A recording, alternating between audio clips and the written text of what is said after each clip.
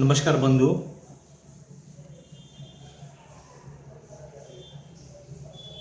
आज देश की बात में हम बात करेंगे उत्तर प्रदेश की और उत्तर प्रदेश में बलिया जिले की। अभी कुछ दिनों से बलिया जिला में कई ऐसे वारदात हुए जो कहीं न कहीं उत्तर प्रदेश और बलिया जिला इनकी कानून व्यवस्था को पूरी तरह से ध्वस्त कर दिया है। अभी 2 दिन पहले की बात है, बांसडीह कोतवाली के ठीक बगल में या कहिए 50 मीटर की दूरी पर ही एक नौजवान लड़की की हत्या, एक नौजवान व्यक्ति की हत्या अपराधियों द्वारा की जाती है।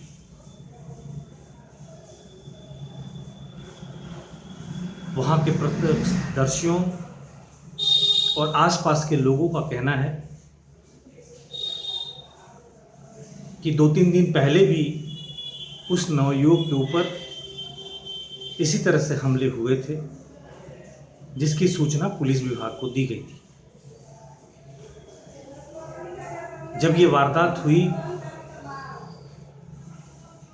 तो उस युवक का एक साथी दौड़ता हुआ बांसडीह कोतवाली के अंदर जाता है और उसके सामने जो पुलिस वाले खड़े होते हैं या जिससे उसकी मुलाकात होती है, उसको ये तुरंत घटना बताता है कि उसके मित्र के ऊपर अपराधियों ने इस तरह से हमला किया है। लेकिन पुलिस निष्क्रिय पड़ी रहती है और अपराधी अपना काम करके उसकी हत्या करके भाग जाता है। तो कहीं न कहीं पुलिस प्रशासन के ऊपर ये सवाल जनता द्वारा उठाया जा रहा है कि जब पुलिस को पहले से ही सूचना दी गई थी तो पुलिस एक्शन में क्यों नहीं आई, और जब वारदात के समय उस युवक का साथी दौड़ के बांसडीह कोतवाली में सूचना देने के लिए पहुंचता है, उसके बाद भी पुलिस ने क्यों नहीं कोई एक्शन लिया। वो लड़का तो आज जा चुका है। एक माँ ने पुत्र को खो दिया है, एक भाई ने भाई को खो दिया है, एक पिता ने पुत्र को खो दिया है और समाज ने एक नौजवान को खो दिया है। इस पूरे घटना चक्र को अगर आप देखें तो आपको पुलिस विभाग की निष्क्रियता ही दिखाई पड़ेगी। घटना होने के बाद 8 नामजद लोगों के खिलाफ एफआईआर लिखवाई गई है, जिसमें 6 के खिलाफ 25,000 का इनाम भी एसपी बलिया द्वारा घोषित किया गया है। लेकिन जनता एक सवाल पूछ रही है। वो सवाल ये है कि अगर पुलिस समय पे एक्शन नहीं लेगी, पुलिस कंप्लेन करने के बाद अगर पुलिस तुरंत कार्रवाई नहीं करेगी, पूछताछ नहीं करेगी, धरपकड़ नहीं करेगी, तो उत्तर प्रदेश में रहने वाला किसी भी नागरिक को सुरक्षा कहाँ से मिलेगी। अगर अपराधी चाहे वो किसी जाति या धर्म का हो, किसी मजहब का हो, किसी राजनीतिक दल से जुड़ा हुआ हो, अगर वो अपराधी है तो उसको अपराधी की तरह ही देखना चाहिए। वो किसी जाति धर्म का नहीं होता, अपराधी किसी समाज का नहीं होता, वो अपराधी समाज का ही होता है। ऐसे में जो वहाँ राजनीति चल पड़ी है, वो राजनीति भी एक गंदी दिशा की तरफ ले जा रही है। मरने वाला नौजवान ब्राह्मण समाज से आता है और हत्या करने वाला अपराधी यादव समाज से आता है।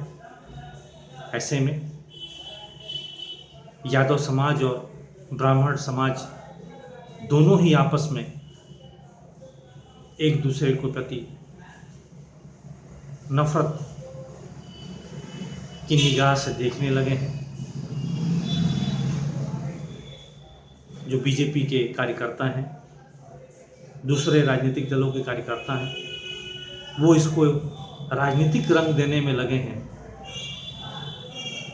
लेकिन हकीकत तो यही है कि अपराधी का कोई जात नहीं होता, अपराधी का कोई धर्म नहीं होता, अपराधी कभी किसी राजनीतिक दल या संगठन का व्यक्ति नहीं होता है। वो तो अपराधी होता है, उसको भारत के न्यायपालिका के हिसाब से सज़ा मिलनी चाहिए। और पुलिस को भी चाहिए कि अगर इस तरह का कंप्लेन उसके यहाँ दर्ज हो तो इन चीज़ों को वो सीरियसली ले और जो भी हो सके कार्रवाई करे। जिसके खिलाफ एफआईआर की गई हो, चिट्ठी दी गई हो, जनरल डायरी की गई हो, उस पर एक्शन ले। लेकिन मुझे एक बात बताने में और भी दुख हो रहा है कि आज उत्तर प्रदेश पुलिस भारतीय जनता पार्टी के शासनकाल में पूरी तरह से भ्रष्टाचार से जुड़ चुकी है। हर चौकी, हर थाने में दलालों का अड्डा हो गया है। हर मामले में, हर केस में भारतीय जनता पार्टी के कार्यकर्ता, नेता दलाल के रूप में काम कर रहे हैं। दूसरे राजनीतिक दल के भी लोग इसी काम से लिप्त हैं। और ऐसे में मामले को ठंडा करने के लिए, मामले को सुलटाने के लिए हर छोटा मामला, हर बड़ा मामला धन के आंकड़े को बढ़ा रहा है। पूरे उत्तर प्रदेश में बीजेपी के शासनकाल में भ्रष्टाचार चरम सीमा पे है। ये पूरा उत्तर प्रदेश जानता है, ये पुलिस के आला अधिकारी जानते हैं, ये बात वहाँ का विधायक जानता है, सांसद जानता है, यहाँ की सरकार जानती है, यहाँ का मंत्री जानता है। लेकिन फिर भी सब चुप हैं। भ्रष्टाचार अपनी बाहें फैलाए हुए है, ना वो गरीब को देखता है, ना वो अमीर को देखता है। और पुलिस प्रशासन इस भ्रष्टाचार से पूरी तरह से लिप्त है। और पिछले कई घटनाएं जो बलिया जिला में हुई हैं, उन घटनाओं की अगर बात की जाए तो 2 से 3 बार यहाँ पिछले कुछ वर्षों में पुलिस के आला अधिकारी, यहाँ तक कि एसपी साहब का भी तबादला हो चुका है। हर 6 महीने, 3 महीना, 8 महीना और 1 साल पर नए एसपी की नियुक्ति हो जाती है, ट्रांसफ़र पुराने वाले की हो जाती है, अधिकारी बदल दिए जाते हैं, सीओ बदल दिए जाते हैं। लेकिन इन तमाम बदलाव और परिवर्तन के बाद भी भ्रष्टाचार ख़त्म नहीं होता, दलालों का नेटवर्क ख़त्म नहीं होता और कानून व्यवस्था दिन पर दिन ध्वस्त होती जा रही है। ये एक चिंता का विषय है। इस पर प्रशासन भी ध्यान दे, आईएएस भी ध्यान दे, सरकार भी ध्यान दे, मंत्री भी ध्यान दे और मुख्यमंत्री जी भी ध्यान दे, साथ में जनता भी ध्यान दे कि भ्रष्टाचार एक ऐसा कैंसर है, एक ऐसा बीमारी है जो समाज को दिन पर दिन लीलता जा रहा है। और ख़ासकर पुलिस प्रशासन के अंदर ये बढ़ता हुआ भ्रष्टाचार, ये बढ़ता हुआ दलाली प्रथा कभी भी एक अच्छा समाज, एक ईमानदार समाज नहीं बना सकती। और जब ईमानदार समाज नहीं बनेगा तो एक गरीब, मजदूर, किसान, कमज़ोर, चाहे वो किसी जाति धर्म का हो, किसी भी राजनीतिक दल का हो, उसको न्याय नहीं मिलेगी, उसके साथ न्याय नहीं होगा। और कहीं न कहीं भारत की न्याय व्यवस्था ध्वस्त होगी, कानून ध्वस्त होगा और समाज में गलत लोगों का, ताकतवर लोगों का, गुंडे प्रवृत्ति वाले लोगों का मजबूती हो जाएगा, जिसका खामियाजा हमको, आपको, समाज को, हर व्यक्ति को भुगतना पड़ेगा। इसी बात के साथ मैं आशा उम्मीद करता हूँ कि जो भी लोग इसको राजनीतिक रंग दे रहे हैं उसको राजनीतिक रंग न दें, जो भी इसे सामाजिक रूप दे रहे हैं उसको सामाजिक रूप न दें, इसलिए कि कोई अपराधी किसी समाज का नहीं होता, किसी जाति का नहीं होता, किसी धर्म का नहीं होता। अपराधी तो अपराधी होता है और उसको सज़ा जो हमारा न्यायपालिका है उसके तहत मिलनी चाहिए। नमस्कार, मैं संतोष प्रताप।